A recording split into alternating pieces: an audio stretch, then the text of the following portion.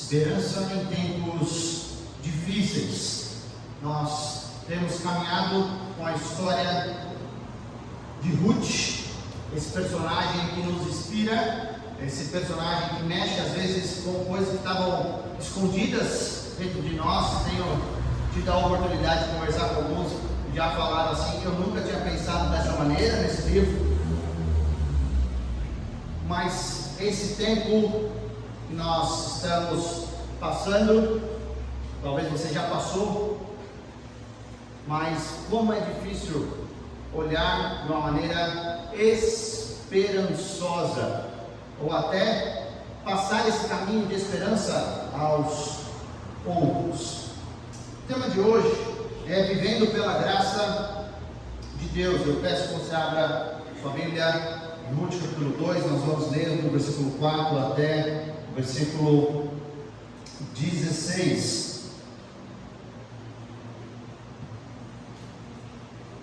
Ruth 2, do versículo 4 ao versículo 16, diz assim a palavra de Deus: Naquele exato momento, Boaz chegou de Belém e saudou os ceifeiros. O Senhor esteve com vocês. Eles responderam: O Senhor te abençoe. Boaz perguntou ao capataz dos ceifeiros: A quem pertence aquela moça? O capataz respondeu: É uma moabita que voltou de Moabe e comprou em mim. Ela me pediu que a deixasse recolher e juntar espigas entre os feixes após os ceifeiros. Ela chegou cedo e está em pé até agora, só sentou-se um pouco no abrigo. Disse então Boaz a Ruth: Ouça bem, minha filha, não vá colher noutra lavoura, nem se afaste daqui, fique com as minhas servas. Preste atenção onde os homens estão ceifando e vá atrás das moças que vão colher. Darei ordem aos rapazes para que não toquem em você. Quando tiver sede, beba da água dos potes que os rapazes encheram.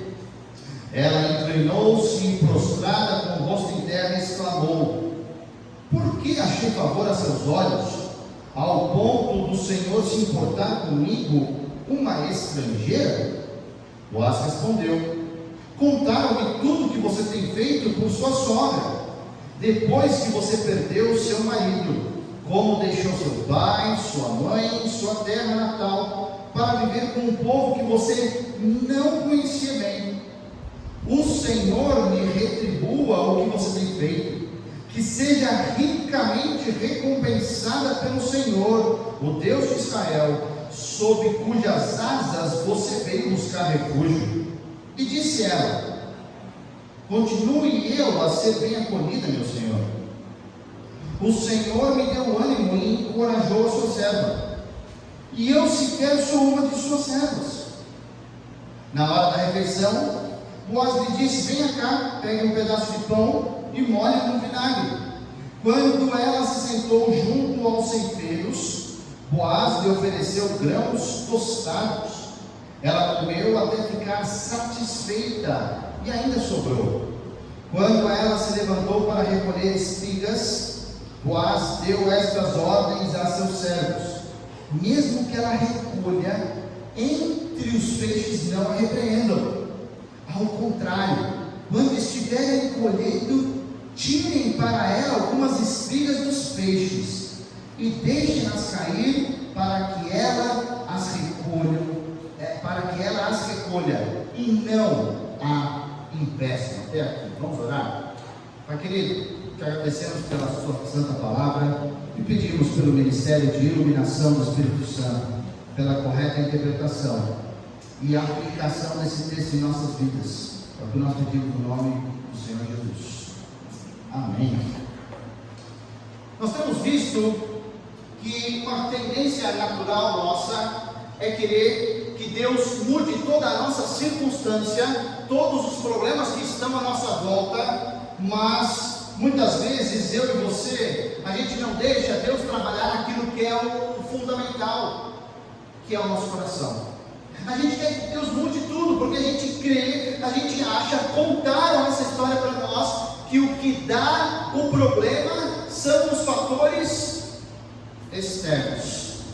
Só que a gente esquece que a Bíblia e o nosso Deus nos traz tão bem que o que de fato nós precisamos consertar é o nosso coração, não são os problemas.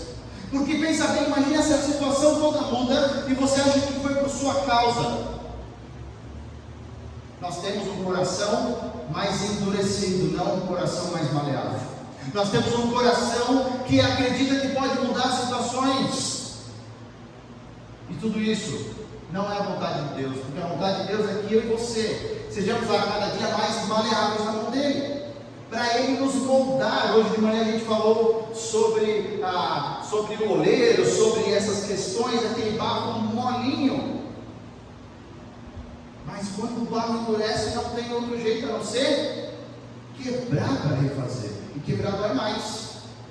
Se nós tivermos um coração na mão de Deus, ele vai se refazer.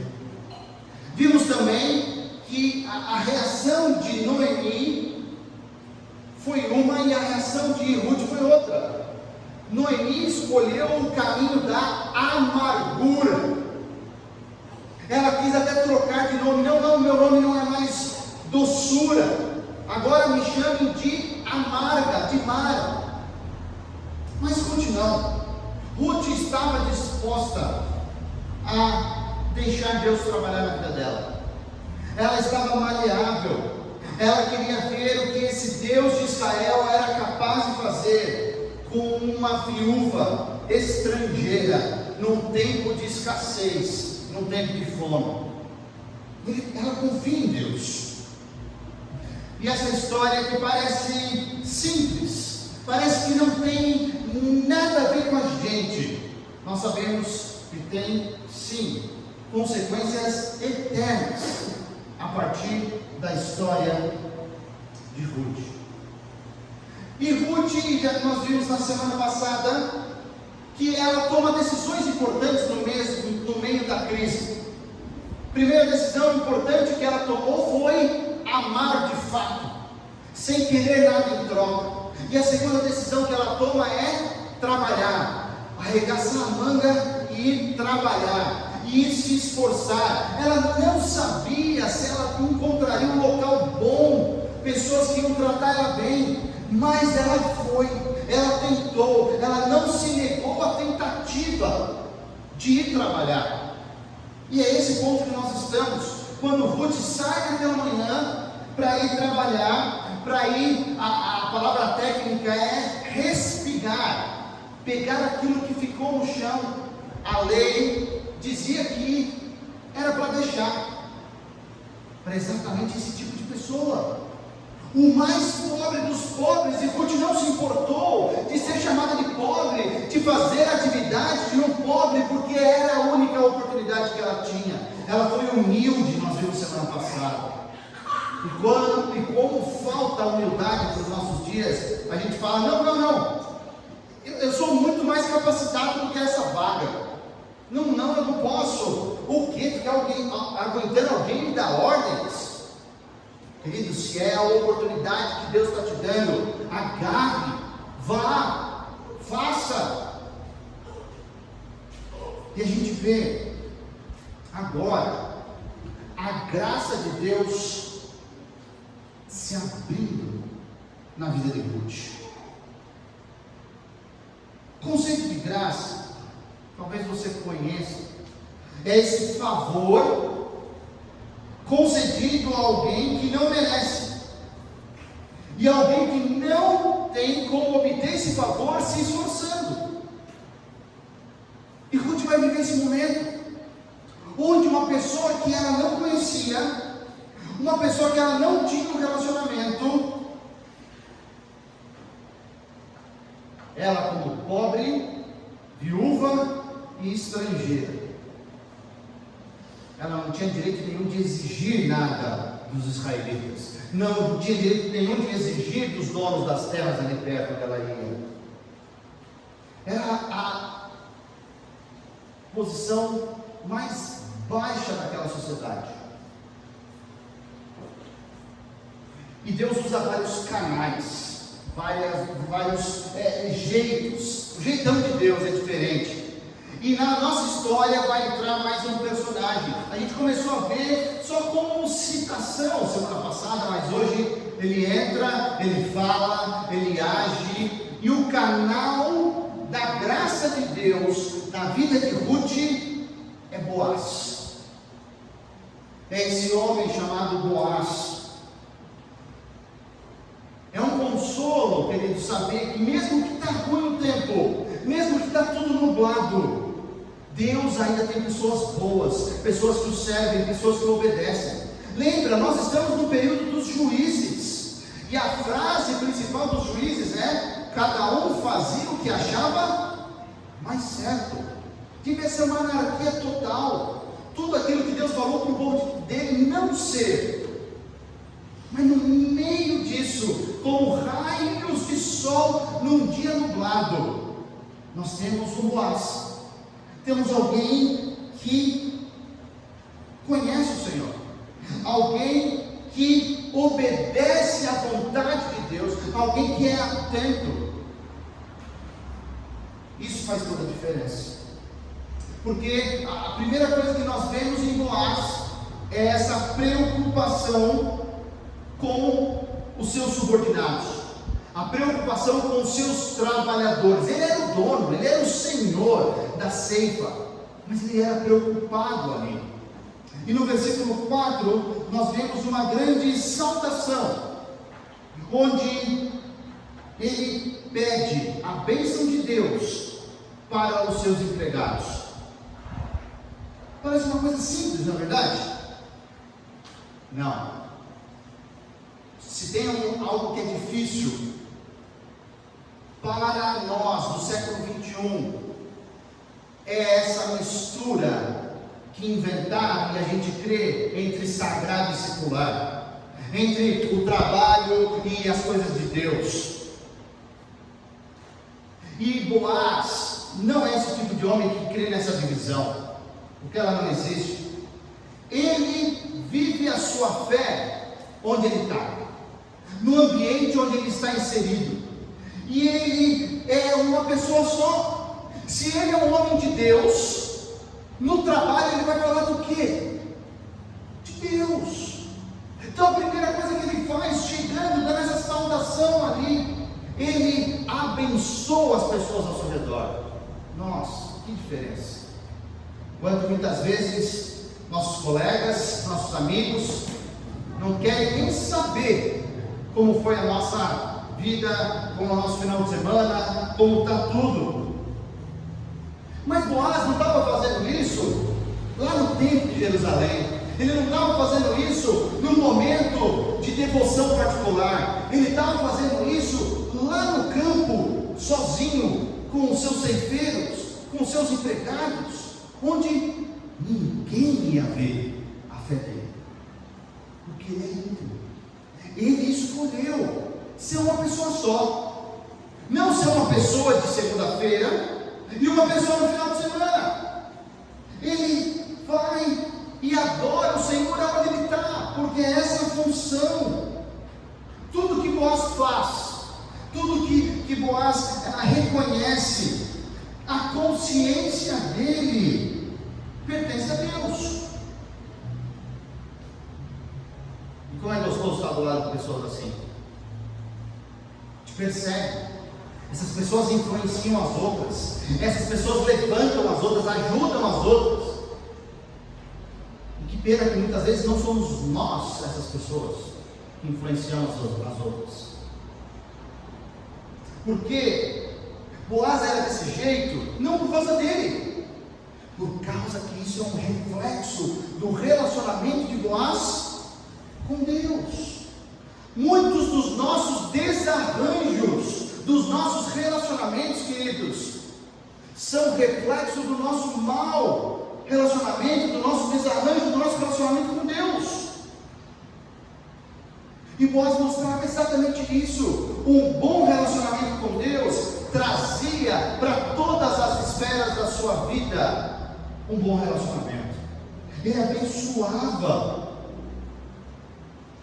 E ele também tinha essa consciência que era obrigação dele era dever, fazia parte a sua fé no trabalho. Não, eles me contrataram para puxar caixa só, me contrataram para fazer planilha, me contrataram para pintar uma parede. Não, querido, você tem algo maior do que isso, a sua fé. E ela vai primeiro aonde a gente pisa, porque nós representamos alguém muito maior do que nós. Quando a gente não entender isso perfeitamente, algo que Boaz faz, a gente vai fazer essa dicotomia que não existe, essa divisão que não existe. Não, o meu trabalho é uma coisa, e o pessoal nem sabe que eu sou crente lá. Na igreja é mão levantada, choro. Que teatro é esse, gente? Quem ensinou a gente a viver essa vida dupla? Nós somos um só. O que nós somos aqui, temos que ser lá. A sua fé vai junto com você. Boaz cumprimenta o pessoal, abençoa os seus trabalhadores. Eu não sei se foi amor à primeira vista, mas a primeira coisa que ele percebe é que tinha uma desconhecida ali no campo.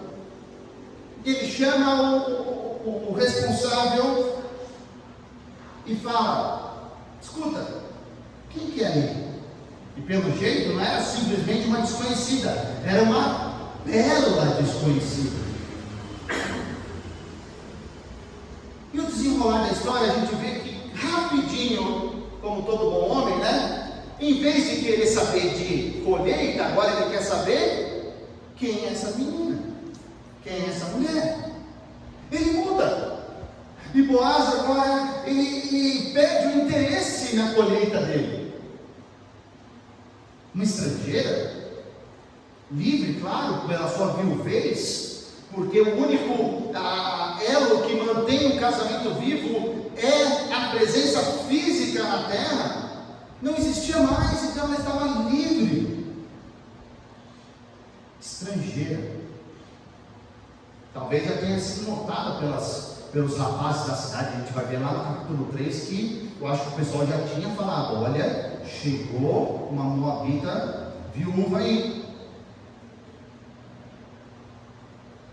E o versículo 11 que nós lemos dá a entender que Boaz já tinha ouvido falar de Ruth, porque logo na conversa ele fala: você que veio junto com Noemi, olha só. Mas eles não haviam ainda se encontrado.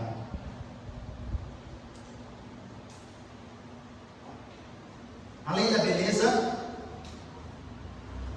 rapidinho Boaz percebe outra coisa em Ruth, outra coisa fundamental que tem tudo a ver com o que nós falamos semana passada. Olha só o que o encarregado fala para Boaz no versículo 7. Ela me pediu que a deixasse recolher e juntar espigas entre os feixes após os ceifeiros. Educação. Ela sabia se portar. Ela pediu autorização. Ela chegou cedo e está em pé até agora. Só sentou-se um pouquinho. Eu quero chamar a nossa atenção aqui, algo que deve ter enchido os olhos de Boaz, além, eu imagino muito bonita, é que ela é disciplinada no seu trabalho. Ela fazia as coisas com presteza, não tinha tempo ruim para Ruth, chegou cedo, estava trabalhando, dando duro, como o pessoal diz aí, ela não era braço curto, não era preguiçosa. Ritmo e disciplina. Ritmo e disciplina. Às vezes a gente pensa disciplina como algo só como uma correção, não é verdade? Não, nos falta muita disciplina no trabalho. Porque a gente pensa que pode ficar fazendo nada e o salário vai cair na nossa conta igual. Ela não parou de trabalhar um instante sequer, meus queridos. Eu acho que esse ponto é um ponto de observação para os nossos dias. Porque se tem uma dificuldade que eu tenho conversado com várias pessoas que empregam na nossa cidade, no sul de Minas, pelo Brasil, é encontrar funcionários que sejam disciplinados. Que dificuldade!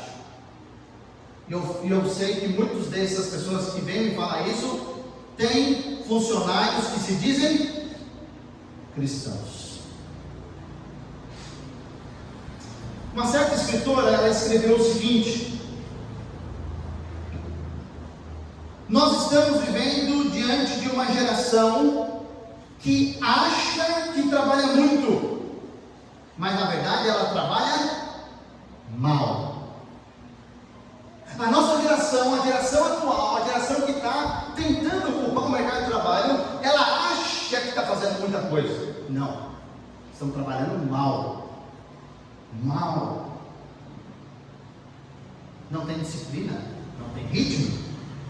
Só para você entender o que é trabalhar mal, alguns ladrões da produtividade dos nossos dias.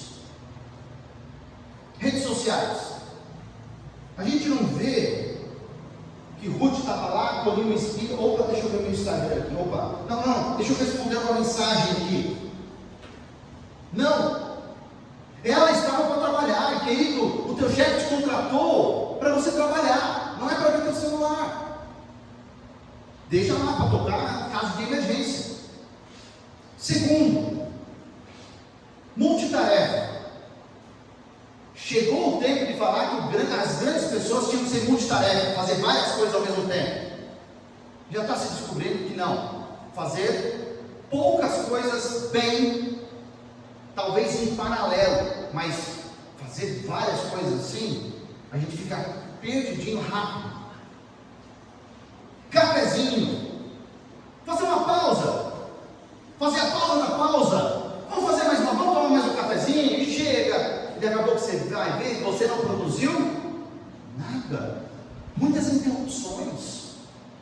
Trabalho, dependendo do trabalho, precisa de muita concentração, gente. É algo difícil nos nossos dias. Outro problema: incapacidade de dizer não. Não, se eu dizer não, vão achar que eu não sou capaz aqui. Não. Se você sabe exatamente o que você tem que fazer, você sabe o seu foco, você sabe os seus prazos, o que você tem plena consciência, fala: olha, agora eu não consigo te ajudar. Pode ficar para depois. Só que não, o pessoal vai acumulando e faz tudo mediocramente e não faz nada de maneira excelente. Está vendo a diferença? Outra, procrastinação. Talvez você não conheça com esse nome, mas é aquela coisa, né? Por que eu tenho que fazer hoje aquilo que eu posso deixar para depois de amanhã? Por que eu tenho que antecipar? Queridos, a gente vai empurrando. O pessoal que estuda na véspera da prova, Deus dá graça, mas não é o melhor jeito.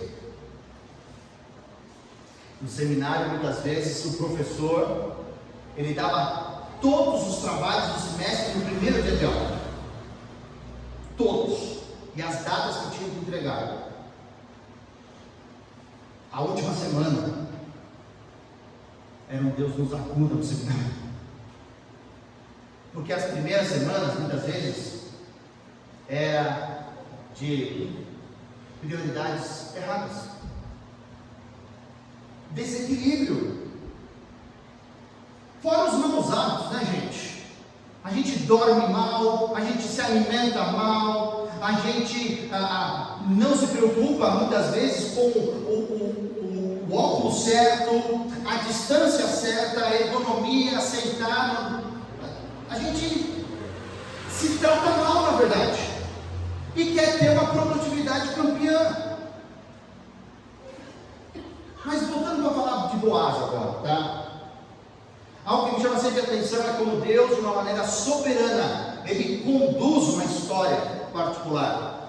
E a gente vê que Deus conduziu Ruth ao campo de Boaz. Não tinha divisão, não tinha algo, não tinha uma placa falando que ela estava no campo de Boaz, mas Deus a levou para lá. Deus a colocou ali. Imagina se Boaz chega no momento que Ruth está tomando um cafezinho, no momento que Ruth está vendo a sua rede social. Quem que é aquela ali que não está trabalhando? Fala para não voltar amanhã, porque não está trabalhando bem não. Não. Boaz chega no momento que ela está lá, se esforçando, desde manhãzinha. Quando eu e você entregamos a nossa vida, a vida, gente, não é o domingo, tá? É a vida. Talvez a gente cante isso, a gente saiba isso, mas a gente não viva isso. Não é um pedaço da vida que nós entregamos para o nosso Deus, é toda ela. Nada é acidental. Quando a gente entrega a nossa vida, nada acontece por acidente, por acaso, por karma ou qualquer outro nome que vão inventar daqui em diante. Isso não existe, porque Deus determina essas coisas.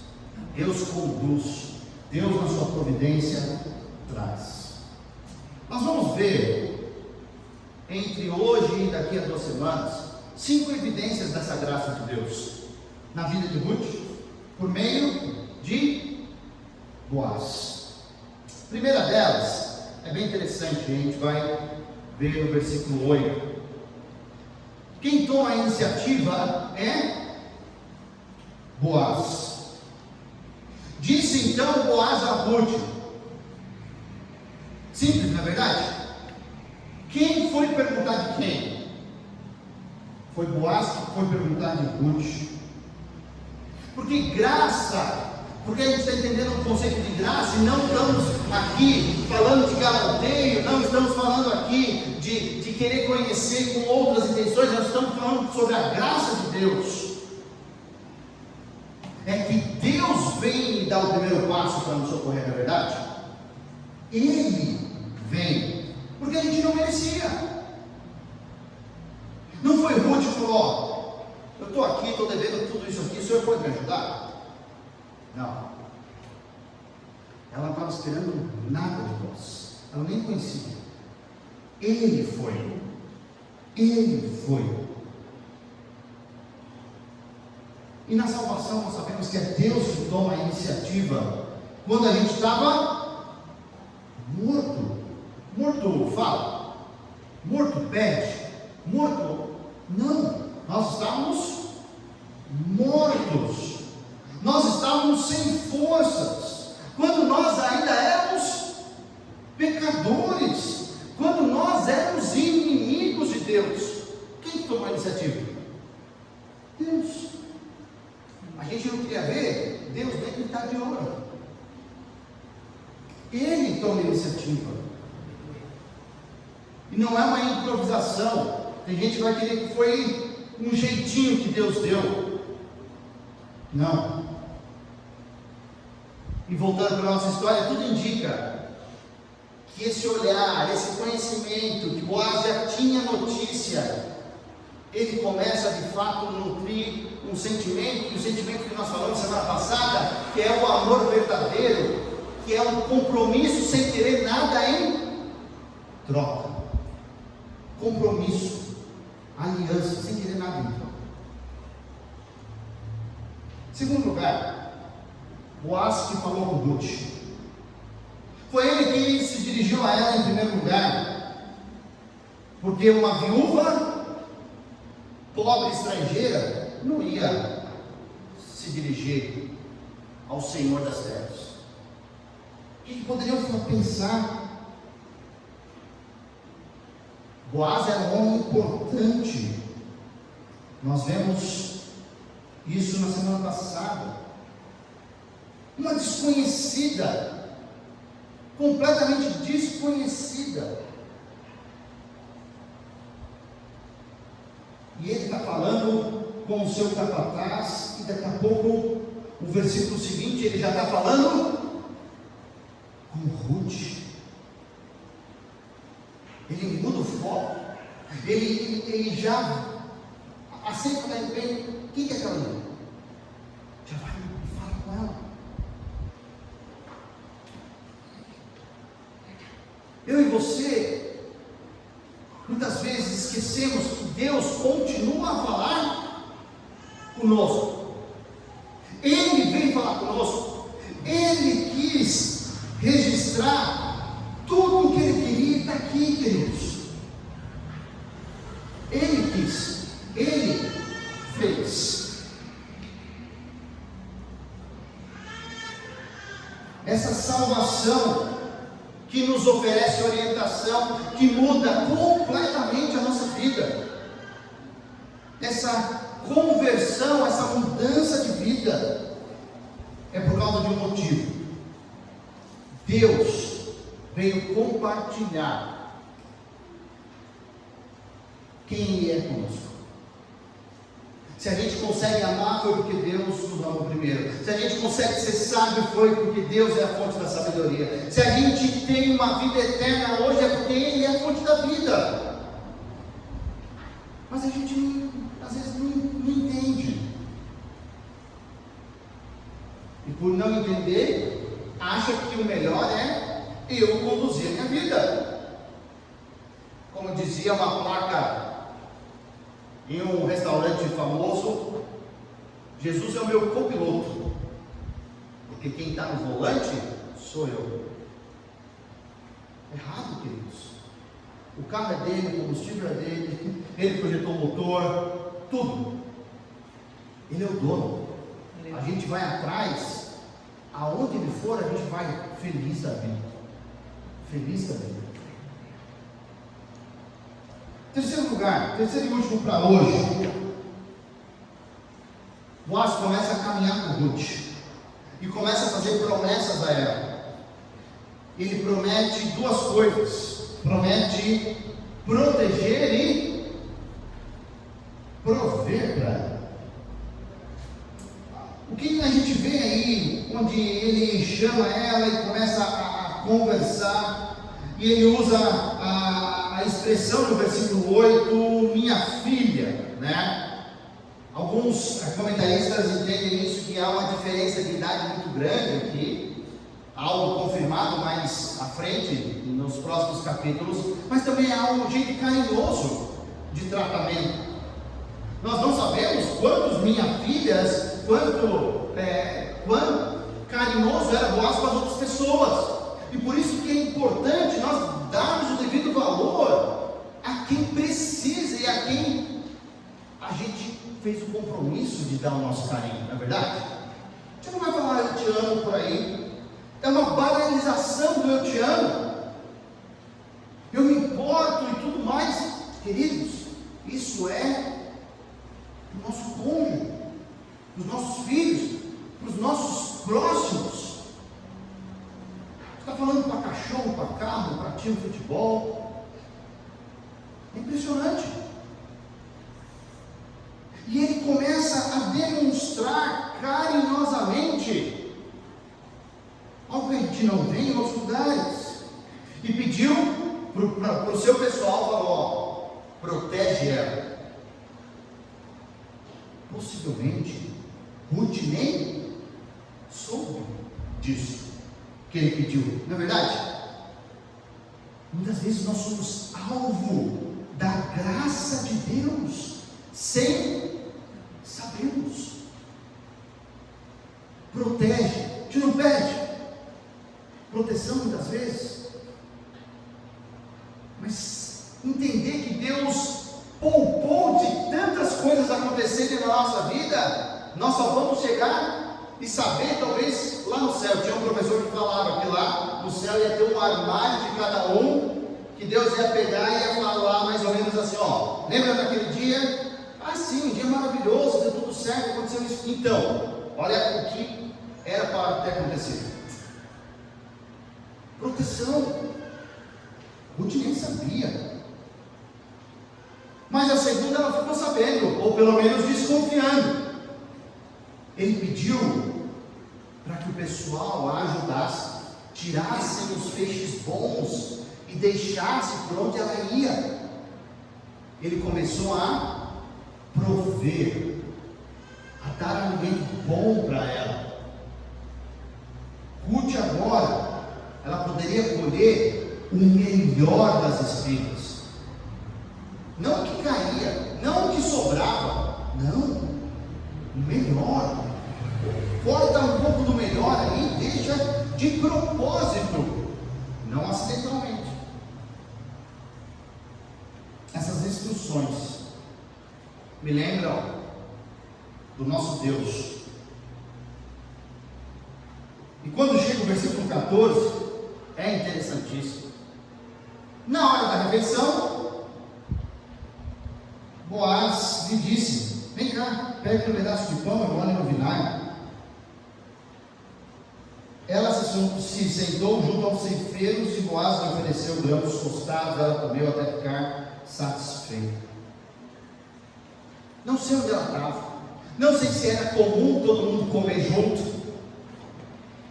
Quantas vezes o teu chefe, o grandão, o dono, veio comer marmita com você, sentar junto, ver, se preocupar com o estagiário, com o menor da empresa? É isso que nós estamos vendo aqui.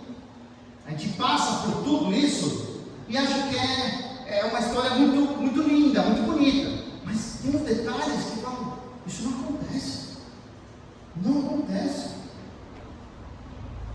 E que outro senhor deixou tudo o que ele podia? Boaz podia estar comendo melhor lá da casa grande onde ele morava e tudo mais, mas ele deixou aquilo para ir lá. Isso nos lembra de quem? Que deixou toda a sua glória, tudo aquilo que ele era, e veio se tornar igual às criaturas. Pois é, o mestre tornou-se como servo. Para começar esse relacionamento, para estar mais perto. Os homens, quando a gente ama, quando a gente gosta, quando a gente está interessado, a gente arranja motivo, não é verdade?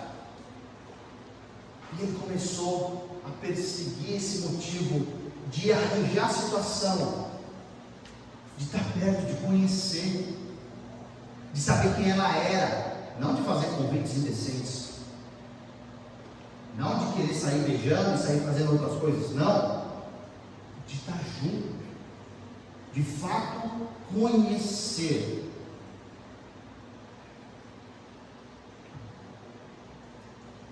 Jesus Cristo veio ao mundo como servo. E por causa da vinda de Jesus como servo, que eu e você podemos entrar na família de Deus. E por causa dessa atitude de Boaz, de se fazer servo, de almoçar com o servo. Não vou voltar, isso é lá no capítulo 4, tá? Mas nós, como estrangeiros, indignos, fora da aliança com Deus, não é verdade? Nós fomos inseridos na família de Deus. A gente vê claramente que Boaz desempenha um papel fundamental nessa trama, nessa história, nesse livro, na história da humanidade. Porque ele está retratando, ele está tipificando alguém que viria muito tempo depois dele. Na verdade, um descendente dele, de algumas gerações depois, Jesus Cristo. Ruth era de fora da família de Deus, pecadora. Mas Boaz, como Jesus Cristo, traz o pecador para a sua família, encoraja. E é isso que nós vamos ver nos próximos momentos. Algumas perguntas para a gente levar esse texto para a nossa semana,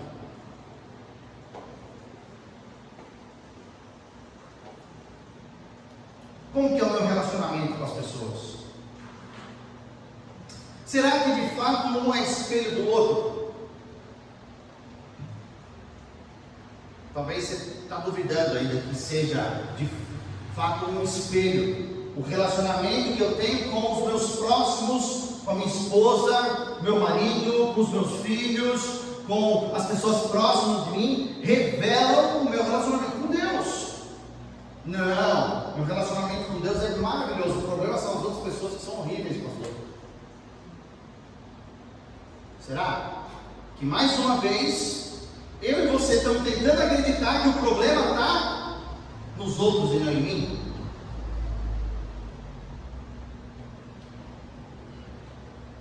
Próxima pergunta. Eu tenho vivido a minha fé em todos os ambientes onde eu vou? Você leva a sua fé para o trabalho? Ou o pessoal nem sabe, ou você nem quer tocar nesse assunto aí, pode dar problema. Quem é você no trabalho? Você muda o seu linguajar, muda as suas prioridades, mas no domingo eu sou o crente, eu sou o bambambam, eu estou na igreja com o pessoal, mas na segunda-feira outra pessoa.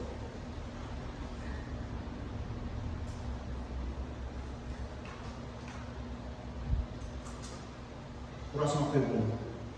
Como que você trabalha? Com ritmo? Com disciplina?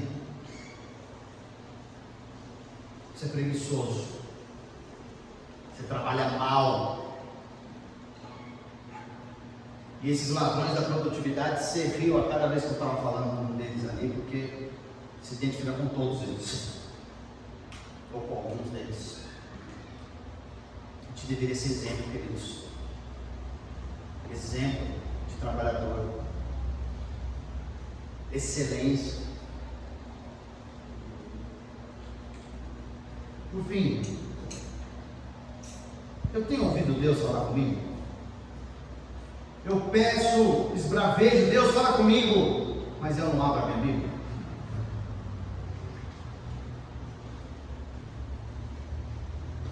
Bíblia na internet, Bíblia no aplicativo, Bíblia em papel, em quantas versões que a gente quiser.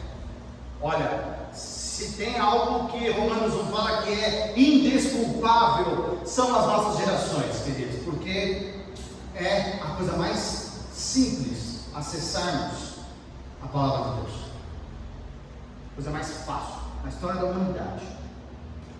Vocês lembram que a grande invenção 500 anos atrás foi produzir Bíblias em larga escala, porque alguém inventou uns trequinhos de metal que eram as letras e você podia mudar as letras de posição para imprimir uma página.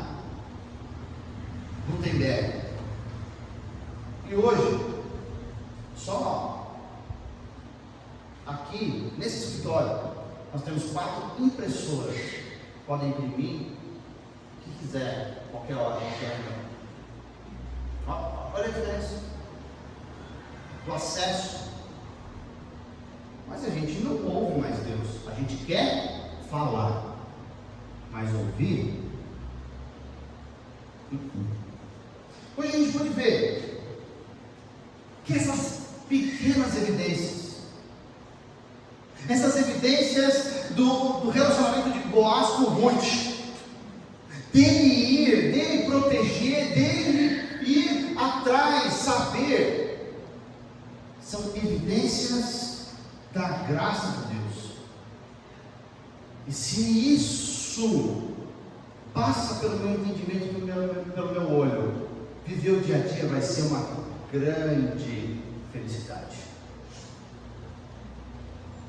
Essa graça contínua, onde eu e você está vivendo, debaixo da proteção, debaixo da provisão do nosso grande Deus, é um motivo de agradecimento constante, diário.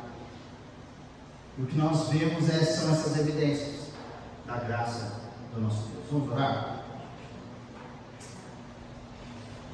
Pai querido, te agradecemos por esse texto lindíssimo, riquíssimo, que fala aos nossos corações. Pai, continue a falar todos os dias com os nossos corações por meio da tua palavra. Ela é viva, ela é eficaz, ela penetra e sabe o que a gente está pensando errado. Pai, ajuda os meus irmãos aqui a entenderem a graça de Deus, a trabalharem com excelência, a levarem a fé aonde eles forem, testemunhar do seu amor. Essa é a nossa função. Pedimos sempre a tua força, coragem, graça e misericórdia, Senhor. Pedimos isso no nome